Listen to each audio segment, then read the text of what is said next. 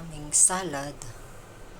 Ito ay broccoli saka carrot sana, pero wala kaming carrot na ubusan. Tapos ang sahog nito ay yung chicken. Ito naman yung pipino. So dito na ako nakapag-try magluto ng pipino soup saka pipino na may ano yun to, fungi or fungus. Yung nakukuha sa sa kahoy. Yan. Kudit-dit sa Ilocano. So yan ang magkasama. So ito yung sahog. Pork, baboy. Karne ng baboy. Ito naman ay magkasama. Bali, 3 dishes ito, 3 ulam. Ito sa kayan, gagawin kong pancake. Parang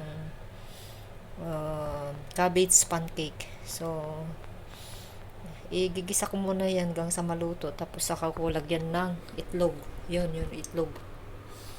So, saka ko ipepreto. Yung flat siya talaga. Lagyan ko ng konting isang kutsarang harina. Ito yung mga ricado upang gisa ko. Ito yung pangbabad ko sa mga karne. Parang adobo. Kasi ito parang adobo. Parang adobo din. Ito yung parang may scramble egg. Para kang gagawa ng ukoy.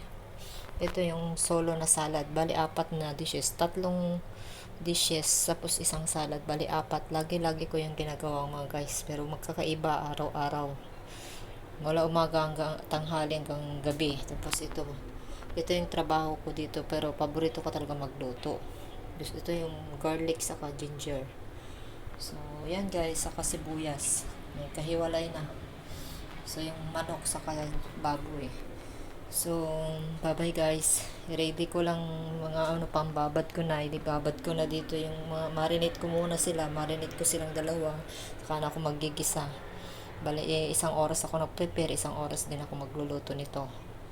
So, yung kanin, nandun na sa sa rice cooker doon, sa sala. Kasi masikip to. Masikip dito, kaya doon ko na nilagay. Hindi ko maantay.